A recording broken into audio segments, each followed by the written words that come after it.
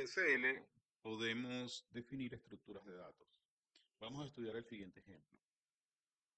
Tenemos una variable E1 alfanumérica de 94 posiciones que en realidad es una estructura de datos. E1 está conformada por cuatro variables y data alfanumérica de 20 posiciones, control alfanumérica de 10 posiciones. Y retorno es una variable numérica, que de hecho es decimal empaquetada, con una longitud lógica de 15 posiciones. Son tres enteros, dos decimales. Pero al ser empaquetada, la longitud física es de 8 bytes. Luego tenemos E2. E2 en realidad es un arreglo de 7 elementos numéricos empaquetados de 15,2, es decir, de 3 enteros, 2 decimales, y siendo que son empaquetados, la longitud real de cada elemento es de 8 posiciones. Esto lo podemos definir en CL de la siguiente forma.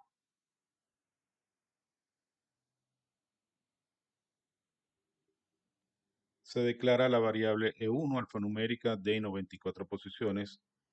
Esa variable va a ser en realidad nuestra estructura. Luego se declaran los elementos que conforman la estructura. Aquí hay dos cosas nuevas. Uno es el parámetro que no lo hemos utilizado hasta ahora, o sí, pero utilizando el valor por default, que es asterisco auto. Ahora toca cambiar eso e indicar el valor define. Y luego este nuevo parámetro del comando de declarar, que es definido sobre variable. Entonces, básicamente la combinación de estos nuevos elementos está indicando que esta variable, en este caso la primera, ID data, es alfanumérica, tiene un largo de 20 posiciones, pero está definida sobre la variable E1 a partir de la primera posición. Seguido la variable control alfanumérica de 10 posiciones, pero que está definida sobre la variable E2 a partir de la posición 21. Y una tercera variable, que en este caso es numérica, es una variable decimal empaquetada de 15,2, pero que el largo lógico, como ya lo expliqué, el largo lógico es de 15, 3 enteros, 2 decimales, pero el largo físico es de 8. Esta variable retorno está definida sobre la variable E1 a partir de la posición 31. Luego procedemos a definir el arreglo, que lo hemos llamado E2. E2 es una variable alfanumérica de 56 posiciones. ¿Por qué 56? Porque E2 en realidad es un arreglo de 7 elementos numéricos empaquetados de 15 posiciones cada uno. Luego, 15 posiciones, pero 15 posiciones lógicas. Físicamente son 8. Recordemos que estos elementos están empaquetados. Entonces, tenemos que son 7 elementos por 8, pues 7 por 8 es 56. Ese es el largo de la longitud de E2. E2 está definida sobre E1 a partir de la posición 39.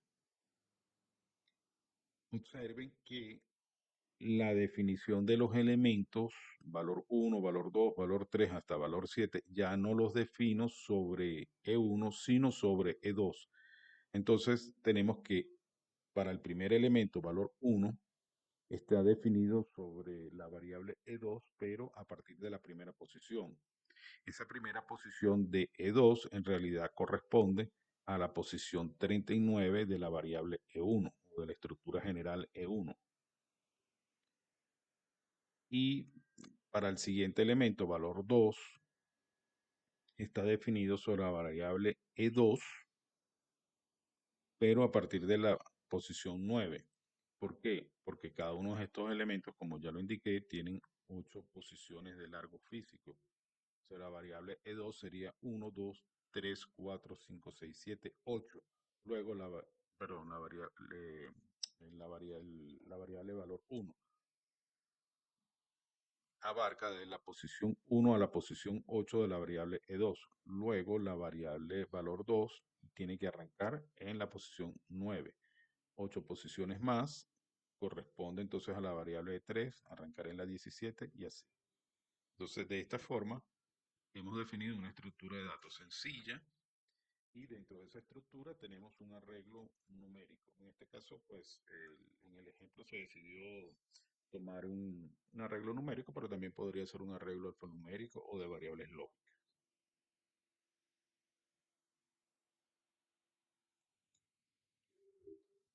Vamos a desarrollar un ejercicio para verificar, comprobar el uso de las estructuras de datos en CL. Lo que tenemos en pantalla ahora es un programa, lo he llamado CLPB08. Ese programa usa la estructura de datos que vimos anteriormente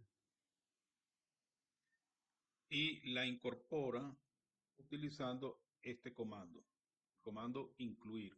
Se le indica acá el miembro fuente que se quiere incluir. En este caso no le estoy indicando ni el archivo fuente ni la librería porque va a asumir que es este mismo archivo fuente en esta biblioteca, pero eventualmente le podría indicar unos valores diferentes. Esa inclusión va, va a traer este miembro fuente, el ECLPB09, que contiene la estructura de datos. Seguido, hago una serie de operaciones. Básicamente lo que me interesa es cargar algunos valores arbitrarios, algunos valores de prueba en las variables de esa estructura para luego llamar a este programa ECLPB10 pasándole como parámetro, y es muy importante, la estructura, el nombre de la estructura de datos. Bien, este programa pues va a realizar una serie de operaciones y vamos a ver los resultados. Estoy haciendo el ejercicio con un call a otro programa, pero perfectamente bien lo podría hacer pues cargando esa información en un área de datos o también en una cola de datos. Vamos entonces a darle un vistazo nuevamente a la estructura y posteriormente pues pasamos a desarrollar ese programa 10. La estructura que está en este miembro 09 es la que vimos hace un momento. Básicamente esta variable de acá, E1, contiene toda esta estructura. La variable E2 que forma parte de E1 es la que va a contener una estructura con un arreglo de datos numéricos. Bien,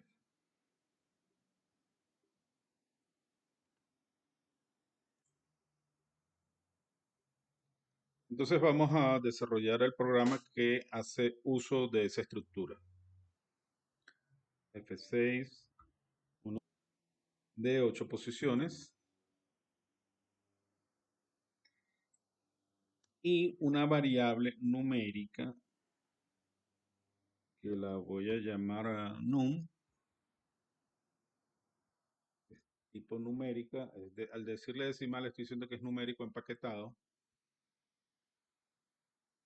Es de 15,2, pero va a estar basada en la variable alfa que acabo de definir. Entonces uso este valor. Al indicarle en el storage ese valor, tengo que indicarle aquí en qué variable se está basando. Entonces se basa en alfa a partir de la posición 1. Bien, entonces num va a ser la expresión numérica de la variable alfa. Es como redefinir el campo, como redefinir la variable. Bien, y bueno, voy a necesitar otra variable, una variable alfanumérica, que es la que me va a permitir armar un mensaje con los resultados de las operaciones. Vamos a llamarlo mensaje y pues creería yo que de 20 posiciones es suficiente. Perdón, me equivoqué acá. 20. Bien,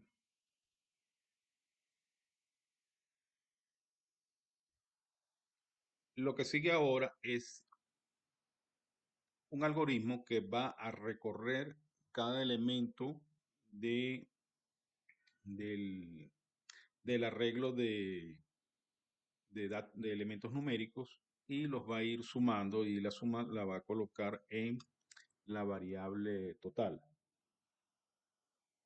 Aquí toca hacer una consideración y es que CL no tiene un mecanismo para señalar índices dentro de un arreglo.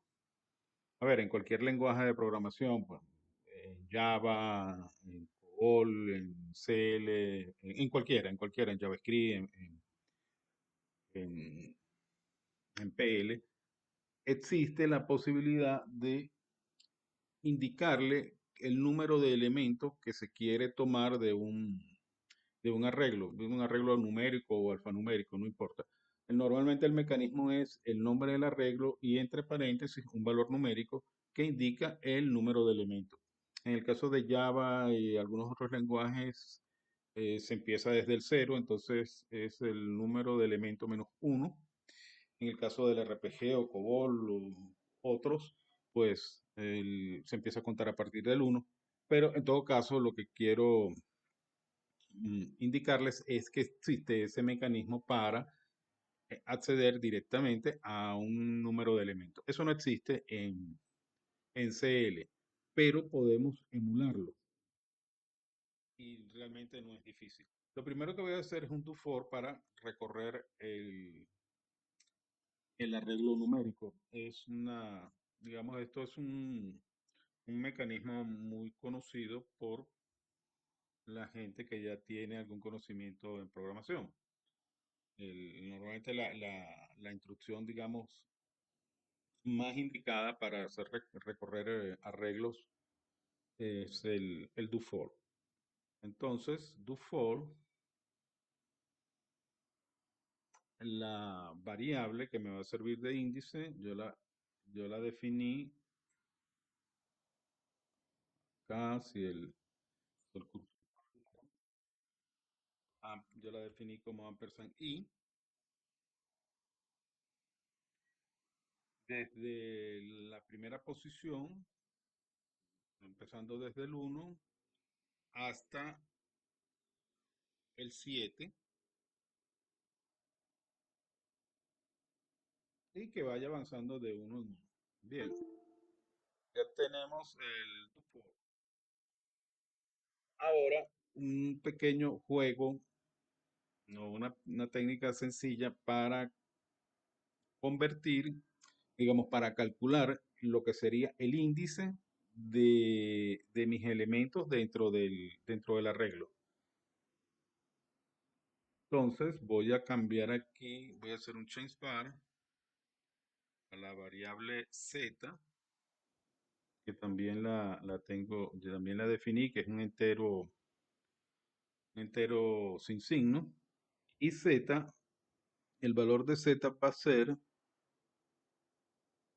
el valor de i multiplicado por 8 menos 7. Y pues ya lo conocemos, es una variable numérica sin signo. Multiplicar, ¿por qué por 8? Porque esa es la longitud física de cada uno de los elementos dentro de ese arreglo. y tengo que ajustar, por eso es que le resto 7. Entonces, para la primera vez y vale 1, lo multiplico por 8, es 8 menos 7, 1. Entonces, ese 1 me indica justamente dónde empieza ese elemento. Empieza en la posición 1 dentro del arreglo. Para, para el siguiente elemento, y vale 2, lo multiplico por 8, es 16, menos 7, 9. Justamente el segundo elemento empieza en la posición 9. Entonces, de esta forma, pues voy a emular la funcionabilidad de los índices para identificar elementos dentro de un arreglo.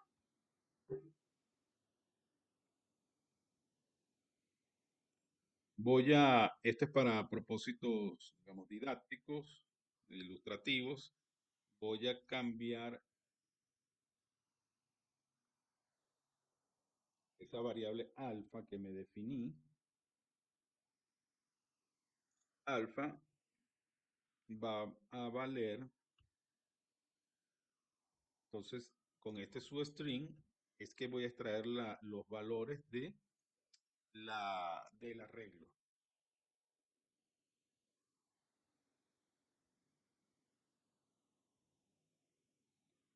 Entonces, substring ¿de quién? De E2. ¿Quién es E2? E2 es la variable que contiene el arreglo de variables numéricas, las 7 variables. Entonces, voy a extraer de E2, ¿a partir de dónde? A partir de lo que me indique la variable z, que fue la que acabamos de calcular en la instrucción anterior. Para la primera vez, z vale 1. Para la segunda, z vale 9. Para la tercera, z debe valer 17. Y así. ¿Y cuánto se va a desplazar? Pues 8, porque esa es la longitud de cada uno de esos elementos. Ahora observen lo siguiente. Vamos a detenernos un momento en la variable alfa. Alfa, pues, como está declarado acá, es sencillamente una variable alfanumérica de 8 posiciones y ya. Se van a extraer valores de E2. Si recuerdan, E2 es un arreglo de 7 elementos numéricos. Ya acá calculé la forma como voy a acceder a esos elementos que están dentro de E2. Pero observen, se extrae información de ese arreglo E2 y se coloca en alfa. Pero alfa ha sido redefinido en número. Estoy declarando una variable numérica, num, que es numérica empaquetada, está basado en alfa. Luego, en número debería tener la expresión numérica de lo que recupere en alfa.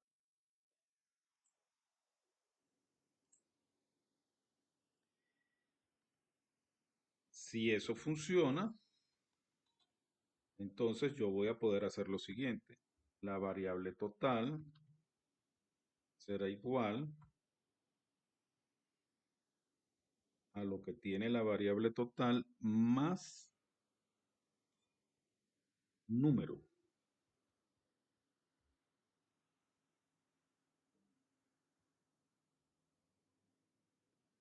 Y con eso termino mi ciclo for.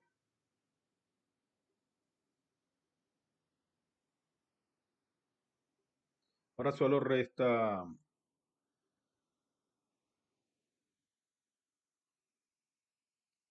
ahora solo resta mover este cálculo a una variable y enviarla como un mensaje. Entonces, vamos a hacer otro change spark. Ah, change spark a la variable mensaje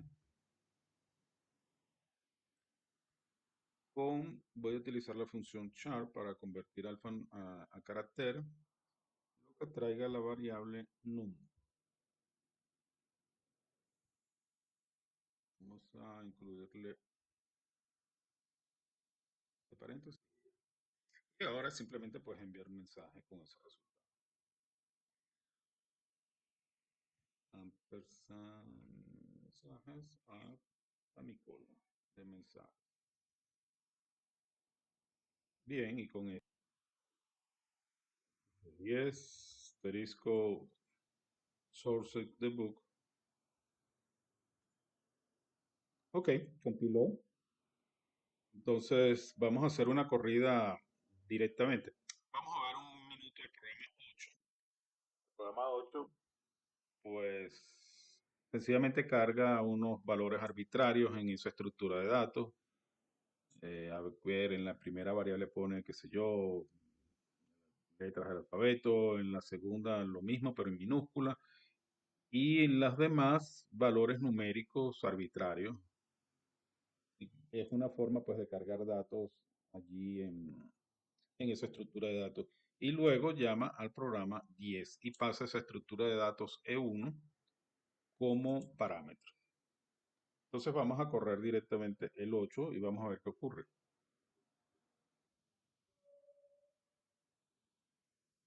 Entonces, luego hacemos un debut, pero por ahora quiero ver el mensaje. Call es